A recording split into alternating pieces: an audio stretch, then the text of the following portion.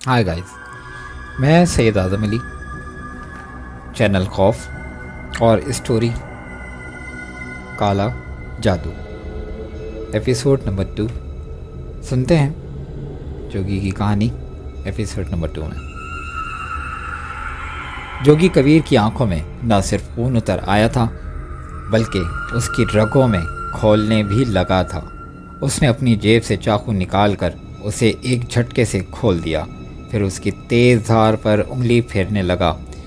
اس نے ایک پل کے لیے دل میں سوچا، جب وہ اس آدمی کی گردن پر چھری پھیرے گا تو اس کی گردن مرغی کی طرح کٹ جائے گی۔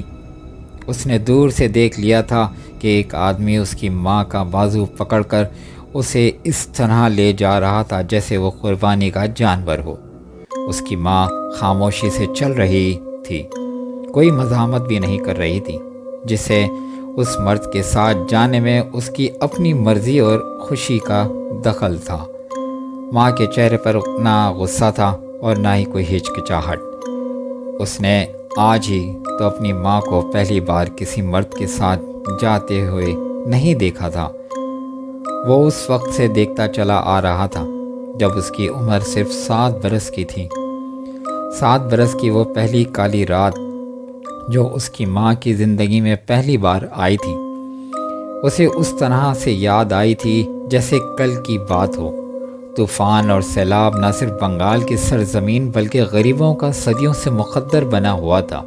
جب طوفان اور سیلاب آیا تو اس نے ایسی تباہی اور بربادی پھیلائی کہ ہزاروں افراد موت کے منہ میں چلے گئے۔ ان میں اس کا باپ بھی تھا۔ ان میں سے جو زندہ بچ گئے تھے ان کے گھر سیلاب میں بہہ گئے تھے۔ ان کے پاس تن کے کپڑوں کے سوا کچھ نہیں رہا۔ سرکار نے انہیں کیمپ میں کچھ دنوں کے لیے رکھا، 2 وقت کھانے کے لیے دیا۔ سرکاری اہلکار مصیبت زدگان کا حق مارتے تھے۔ پھر ایک چھوٹی سی جھونپڑی حکومت نے بنا کر دی، اس میں 2 دڑبے نما کمرے تھے۔ سر چھپانے کی جگہ مل گئی۔ حکومت نے کیمپ سمیٹنا شروع کیا تو کھانا دینا بند کر دیا۔ اسے اپنی ماں بہت خوبصورت اور پیاری دکھائی دیتی تھی، اس قصے کہانیوں کی شہزادی کی طرح جو اسے ماں سنایا کرتی تھی۔ اس کی ماں کے بال بہت لمبے، گھنے، چمکدار اور سیاہ تھے۔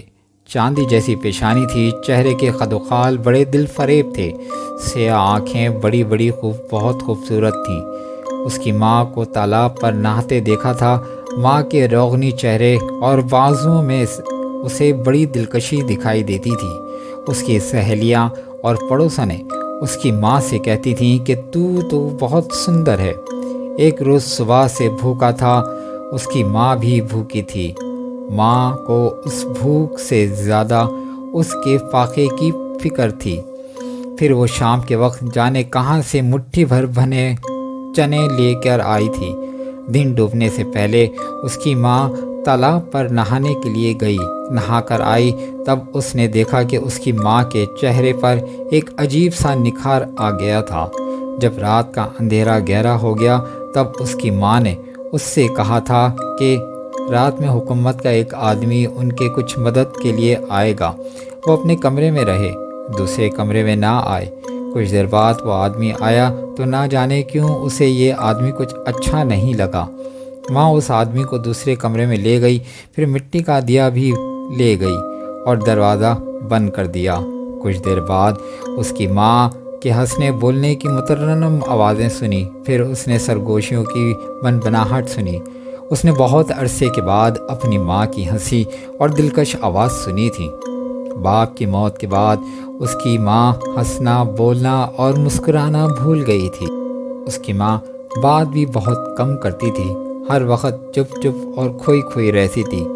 جب وہ کھانے کا کہیں سے بندوبست کرنے جاتی اور 2-3 گھنٹوں بعد لوٹ کر آتی تو اس کی عجیب سی حالت اور حولیہ ہوتا تھا۔ ساڑی پر شکنوں کا جال ہوتا تھا، بال بے ترتیب اور الجھے ہوئے ہوتے تھے، صاف شفاف اور نکھرے ہوئے چہرے پر ایسی سرخی نشان ہوتے تھے جیسے مچھروں نے کاٹ لیا ہو۔ اس کے گاؤں میں مچھر بہت ہوتے تھے۔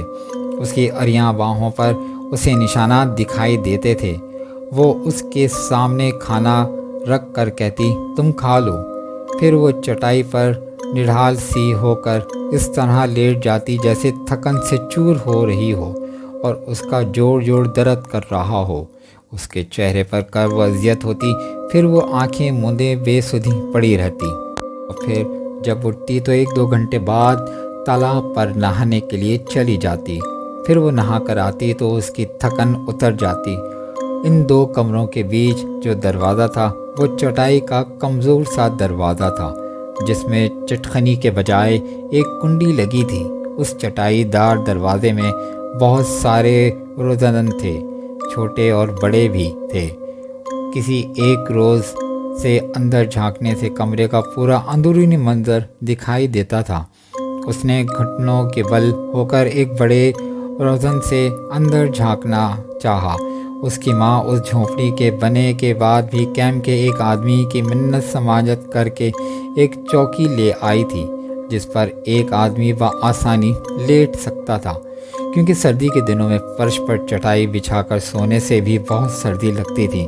جب وہ شخص چوکی لے کر آیا تو ماں نے اسے کسی کام سے زیبو خالہ کے پاس بھیج دیا تھا۔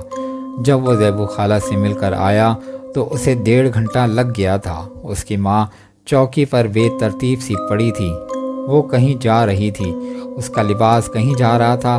اس کی سمجھ میں نہیں آیا کہ اس کی اچھی بھلی ماں کا یہ حشر کس نے کیا، اور وہ اس قدر بے جان سی کیوں دکھائی دے رہی تھی۔